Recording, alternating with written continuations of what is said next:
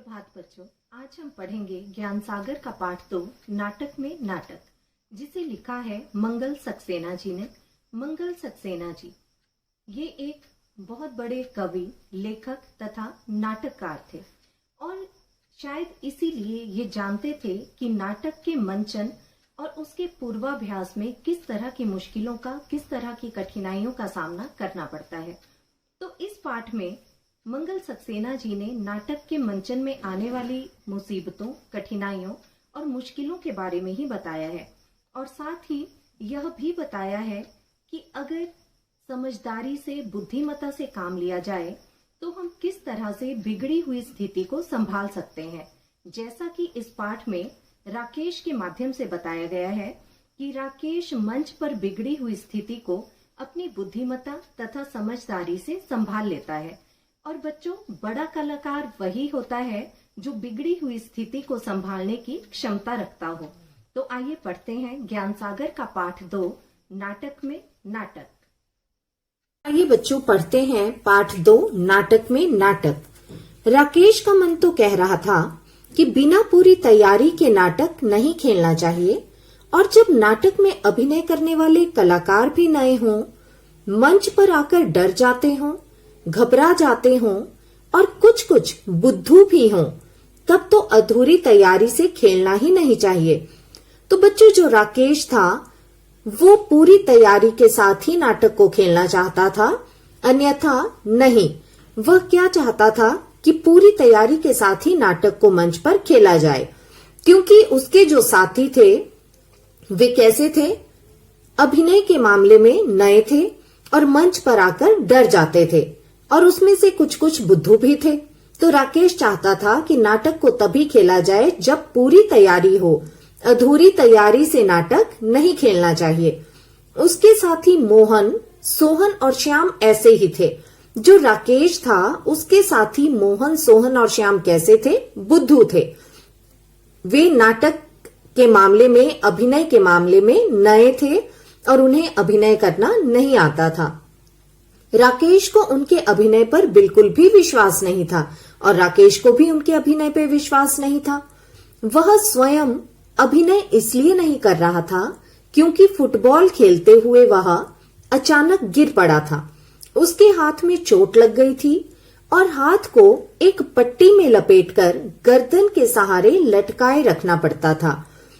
लेकिन बच्चों, जो राकेश था वो स्वयं अभिनय क्यों नहीं कर रहा था? वो अभिनय इसलिए नहीं कर रहा था क्योंकि फुटबॉल खेलते हुए वह गिर पड़ा था और उसके हाथ में चोट लग गई थी और चोट लगने के कारण उसे अपने एक हाथ को पट्टी में लपेटकर क्या करना पड़ता था? गर्दन के सहारे लटकाए रखना पड़ता था। लेकिन अब क्या था? नाटक खेलना बहुत आवश्यक था। क्यों? क्योंकि मोहल्ले की इज्जत का सवाल था। मोहल्ले के बच्चों ने मिलजुल कर फालतू पड़े एक छोटे से सार्वजनिक मैदान में दूब व फूल पौधे लगाए थे। तो बच्चों, नाटक खेलना राकेश के लिए क्यों आवश्यक था?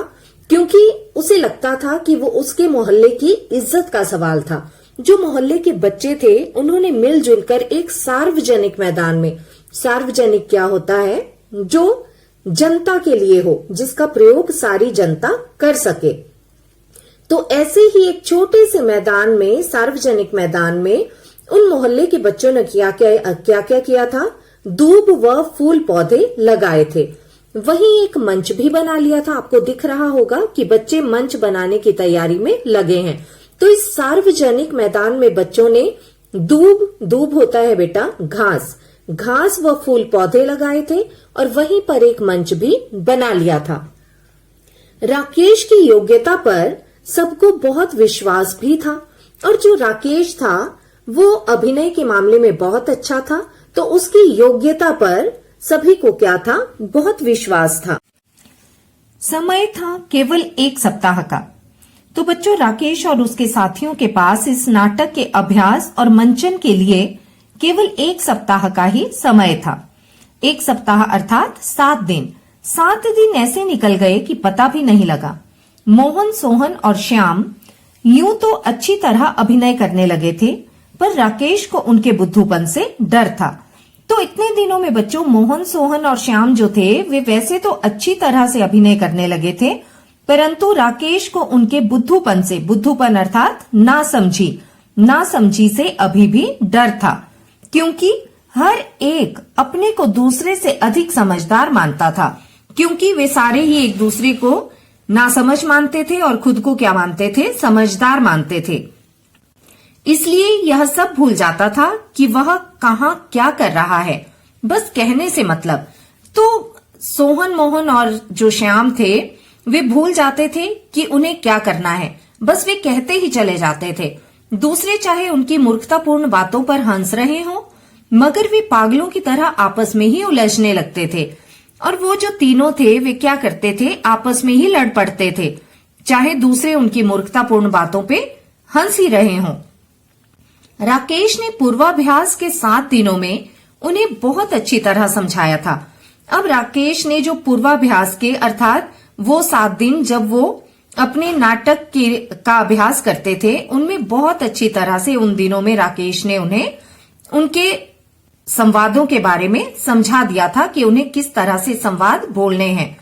निर्देशन उसने इतना अच्छा दिया था कि छोटी से छोटी और साधारण से साधारण बात भी समझ में आ जाए। तो जो राकेश था उसने इतनी अच्छी तरह उन्हें निर्देश दिए थे, अर्थात उन्हें इतनी अच्छी तरह समझाया था कि छोटी से छोटी बात भी उनकी समझ में आ जाए। खैर, प्रदर्शन का दिन और समय भी आ गया। राकेश साज सज्जा कक्ष में खड़ा सबको खास खास हिदायतें फिर से दे रहा था। अब वो दिन भी आ गया जब नाटक का मंचन होना था। प्रदर्शन क्या होता है बच्चों? दिखाना या नाटक को मंच पर करना। तो वो दिन भी आ गया जब नाटक मंच पर किया जाना था। और जो राकेश था वो साज सज्जा कक्ष में खड़ा होकर, साज सज्जा कक्ष क्या होता है बच्चों? जहां पर नाटक के पात्र तैयार होते हैं, उस कमरे को साज सज्जा कक्ष कहा जाता है। तो वहां खड़ा होकर जो राकेश था वो सबको खास खास हिदायतें दे रहा था। हिदायतें क्या होता है? उन्हें बता रहा था कि किसे क्या करना है। मोहन बोला, मेरा दिल तो बहुत जोरों से धड़क रहा है। मेरा भी, सोहन ने सीने पर हाथ रखकर कहा। तो जो मोहन सोहन थे दोनों ही डरे हुए थे। तुम लोग पानी पियो और मन को साहसी बनाओ। राकेश ने फिर हिम्मत बढ़ाई।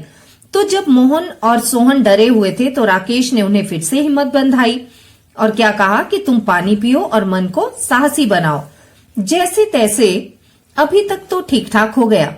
अभिनेता मंच पर आ गए, पर्दा उठा। मोहन बना था चित्रकार और सोहन बना था उर्दू का शायर। जो मोहन था वो क्या बना था? चित्रकार, और सोहन उर्दू का शायर बना था। नाटक में दोनों दोस्त होते हैं। चित्रकार कहता है उसकी कला महान, शायर कहता है उसकी कला महान। श्याम बनता है संगीतकार। तो बच्चों, अब तक जो मंचन किया गया था नाटक का वो ये था कि जो मोहन था जो चित्रकार बना था और सोहन जो उर्दू का शायर बना था, वे नाटक में दोनों ही दोस्त होते हैं। और जब नाटक शुरू होता है तो जो चित्रकार है वो मंच पर क्या कहता है कि उसकी कला महान है, लेकिन जो शायर है वो कहता है कि उसकी कला महान है। और इस नाटक में श्याम जो है, तीसरा दोस्त जो है जिसका नाम श्याम है, वो क्या बना है? संगीतकार। अब यहाँ आपको दिखाई दे रहा होगा कि नाटक का मंचन मंच पर किया जा रहा है। तो जो दो दोस्त हैं, जो शायर है और एक चित्रकार है, वे आपस में बातचीत कर रहे हैं। एक कहता है कि उसकी कला महान है, चित्रकारी महान है, तो दूसरा क्या कहता है कि मेरी शायरी महान है।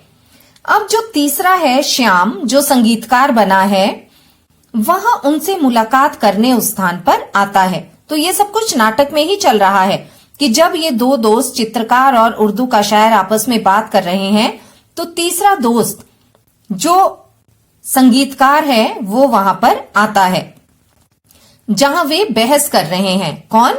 शायर और चित्रकार।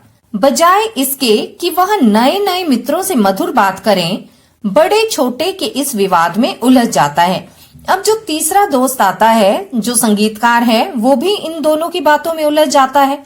वह कहता है संगीतकार की कला महान, तो वो क्या कहने लगता है कि नहीं, तुम दोनों की कला महान नहीं है, बल्कि मेरी कला महान है, संगीतकार की कला महान है। अभी तक अभिनय अच्छी तरह चल रहा था, सबको अपना अपना पार्ट याद आ रहा था, सब ठीक ठाक अभिनय करते चले जा रहे थे। लेकिन क्या हुआ, अचानक श्याम अपना पार्ट भूल गया। तो ऐसे में बच्चों, जब सभी तीनों मित्र जो थे अपना अपना अभिनय अच्छे से कर रहे थे, तो जो श्याम है, जो संगीतकार बना है, वो क्या करता है, वो अपना पार्ट भूल जाता है, अपने संवादों को भूल जाता है। पर्दे की आड़ में राकेश स्वयं पूरा लिखित नाटक लिए खड़ा था। वहां हर नए संवाद का पहला शब्द बोल रहा था, ताकि कलाकारों को संवाद याद आते रहें। अब जब ये तीनों आपस में उलझने लगे तो संगीतकार अपना संवाद जो था वो भूल गया, लेकिन जो राकेश था वो पर्दे के पीछे खड़ा था और पूरे नाटक को उसने कागज पे लिख लिया था। और वो क्या कर रहा था, सभी के संवादों का पहला पहला शब्द बोल रहा था, ताकि सभी कलाकारों को अपने संवाद याद आ जाएं। तो इस तरह राकेश पर्दे के पीछे खड़े होकर उन सभी की मदद कर रहा था। मगर श्याम घबरा गया। लेकिन क्या हुआ, जो श्याम था, जो संगीतकार बना था, वो घबरा गया क्योंकि वो अपना संवाद भूल चुका था। वह सहसा चुप हो गया। उसके चुप होने से चित्रकार और शायर महोदय भी चुप हो गए। होना यह चाहिए था कि वे दोनों कोई बात मन से ही बनाकर आगे बात बढ़ा देते, पर वे घबराकर राकेश की तरफ देखने लगे। संगीतकार महोदय भी पलटकर राकेश की ओर देखने लगे। अब क्या हुआ बच्चों, जब एक मित्र जो था, जो संगीतकार बना था, वो जब अपने संवाद भूल गया, तो इन दोनों को चाहिए था, जो चित्रकार और शायर बने थे, कि वे खुद से ही कोई संवाद बोल देते ताकि नाटक आगे बढ़ता रहता। लेकिन वे दोनों भी अपने संवाद भूल गए और किसकी तरफ देखने लगे, राकेश की तरफ। तो ये तीनों ही अपने अपने संवाद भूलकर राकेश की तरफ देखने लगे। राकेश बार बार संगीतकार जी का संवाद बोल रहा था, मगर आवाज तेज होकर माइक से सबको ना सुनाई दे जाए, इसलिए धीरे धीरे फुसफुसाकर बोल रहा था। अब जो राकेश था वो इनकी मदद तो कर रहा था, वो बार बार संवाद बोल रहा था, मगर वो ये सोचकर जोर से नहीं बोल पा रहा था कि लोगों को माइक से उसकी आवाज ना सुनाई दे जाए। संगीतकार जी को वह हल्की आवाज सुनाई नहीं दे रही थी। तभी शायर साहब संगीतकार के कंधे पर हाथ मारकर बोले, उधर जाकर सुन लेना। तो इस समय क्या हुआ, जब वे अपने अपने संवाद भूल गए, तो शायर साहब ने क्या किया, जो शायर बना था, उसने संगीतकार के कंधे पर हाथ मारकर कहा कि उधर जाकर सुन लेना, कि तुम राकेश के पास जाओ और सुन लो कि वो क्या कह रहा है। संगीतकार जी अपना वायलिन पकड़े पकड़े राकेश की ओर खिसक गए। अब संगीतकार ने भी कुछ नहीं सोचा और अपना वायलिन पकड़कर कहां खिसक गया, राकेश की तरफ। तो ऐसे में क्या हुआ, अब जब दर्शकों को लगा कि वे अपने अपने संवाद भूल गए हैं, तो दर्शक ठठाकर हंस पड़े। बेटा, ठठाकर हंसना क्या होता है, जोर जोर से हंसना। जो भी इस पाठ में कठिन शब्द आ रहे हैं उन्हें आप रेखांकित कर लीजिए। संगीतकार जी और घबरा गए अब ये देखकर कि दर्शक जो हैं वे उनपे हंस रहे हैं। संगीतकार और ज्यादा घबरा गया। जो कुछ सुनाई पड़ा उसे ही बिना समझे बूझे झट से बोलने लगे, और उसे जो भी सुनाई दिया, राकेश कह कुछ और रहा था लेकिन उसे सुनाई कुछ और दिया, तो उसे जो भी सुनाई दिया उसने किसने, संगीतकार ने वही सब कुछ बोल दिया। अब उसने क्या कहा, संवाद था, जब संगीत की स्वर लहरी गूंजती है तो पशु पक्षी तक मुग्ध हो जाते हैं शायर साहब। तो संवाद क्या कहना था कि जब संगीत की स्वर लहरी गूंजती है तो पशु पक्षी तक मुग्ध हो जाते हैं शायर साहब। आप क्या समझते हैं संगीत को? तो कहना तो ये था संगीतकार को, लेकिन संगीतकार ने क्या कह दिया, मगर संगीतकार साहब बोल गए यूं, जब संगीत की स्वर लहरी गूंजती है तो पशु पक्षी तक मुंह की खा जाते हैं गाजर साहब। शायर को कह दिया गाजर। आप क्या समझते हैं हमें? तो इस तरह संगीतकार ने कहना कुछ था लेकिन वो कह कुछ गया, उसने अपने संवादों को गलत ही बोल दिया। शायर साहब तपाक से बोले। अब जब शायर ने ये सुना तो उसे भी गुस्सा आ गया। और वो बात को संभालने की बजाय क्या बोला, तुम्हारा सर, गाजर साहब हूं मैं। दर्शक फिर ठठाकर हंस पड़े। तो जब वे आपस में ही लड़ने लगे तो दर्शक फिर से हंसने लगे। चित्रकार महोदय ने मंच पर सूझ और अक्लमंदी दिखाने की कोशिश की। अब जो चित्रकार बना था उसने थोड़ी बहुत समझदारी, अक्लमंदी क्या होता है बच्चों, समझदारी दिखाने की कोशिश की। और क्या बोला, इनका मतलब है आपकी शायरी गाजर मूली है और आप गाजर साहब हैं, सो इनकी कला महान है, मगर मेरी कला इनसे भी महान है। राकेश दांत पीस रहा था। तो बच्चों जब वे आपस में ही लड़ने लगे, कौन, मोहन, सोहन और श्याम, तो क्या हुआ, राकेश दांत पीस रहा था। मतलब दांत पीसना क्या होता है, बहुत गुस्सा करना। तो राकेश को बहुत गुस्सा आ रहा था, उसकी सारी मेहनत पर पानी पड़ गया था। पर इस तरह बात संभलते देखकर वह कुछ शांत हुआ। इस पर शायर साहब बुद्धूपन दिखा बैठे। तो बच्चों राकेश जो था, जिसे बहुत गुस्सा आ रहा था, उसने देखा कि चित्रकार महोदय थोड़ी सी बात संभाल रहे हैं, मगर जो शायर था उसने फिर बुद्धूपन दिखा दिया और गुस्सा होकर क्या बोला, गुस्सा होकर बोले, तूने भी गलत बोल दिया, मुझे गाजर साहब कहने की बात थी क्या, और मेरी शायरी गाजर मूली है तो तेरी चित्रकला झाड़ू फेरना है, पोतना है, पॉलिश करना है, छक मारना है। तो इस तरह से क्या हुआ, जो शायर था वो भी लड़ने लग पड़ा। उसने ये नहीं सोचा कि बात को संभाला जा रहा है तो मैं भी अक्लमंदी दिखाऊं, बल्कि उसने भी लड़ना शुरू कर दिया। झक मारना क्या होता है बच्चों, झक मारना होता है बेकार के कामों में समय व्यतीत करना।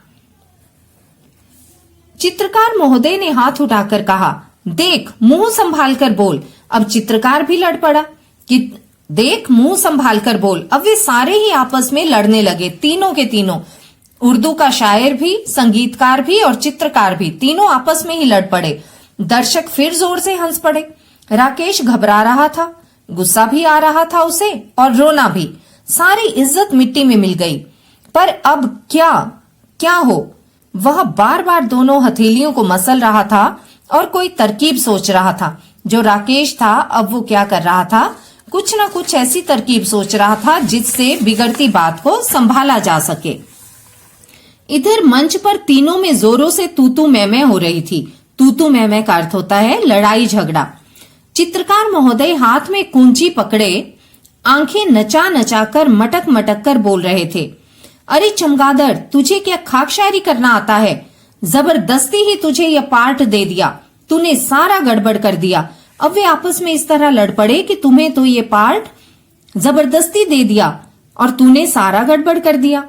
अब जब वे आपस में लड़ने लगे तो दूसरा कहने लगा, मुझे चमगादड़ कहता है, अबे करम कल्ले, आलू बुखारे, शायरी तो मेरी बातों से टपकती है। तूने कभी टूथब्रश के अलावा भी कोई ब्रश उठाया है? यहाँ चित्रकार बना दिया तो सचमुच ही अपने को चित्रकार मान बैठा। अब क्या हुआ, जब वे आपस में ही लड़ने लगे तो दर्शक फिर हंसने लगे। दर्शक हंसी से लोटपोट हुए जा रहे थे। संगीतकार महोदय कभी उन दोनों लड़ते हुओं की ओर हाथ नचाते, कभी दर्शकों की ओर, तो वे इस तरह से आपस में ही खूब जोर जोर से लड़ने लग पड़े। तभी तेजी से राकेश मंच पर पहुंच गया। सब चुप हो गए, सकपका गए। अब क्या हुआ, तभी जल्दी से राकेश वहां मंच पर आ गया और इस तरह वे सारे ही चुप हो गए और दर्शक भी। राकेश एक कुर्सी पर बैठते हुए बोला, आज मुझे अस्पताल में हाथ पर पट्टी बंधवाने में देर हो गई तो तुमने इस तरह रिहर्सल की है, जोर जोर से लड़ने लगे। अभिनय का दिन बिल्कुल पास आ गया है और हमारी तैयारी का यह हाल है। अब क्या हुआ बच्चों, राकेश जो था बहुत समझदार था।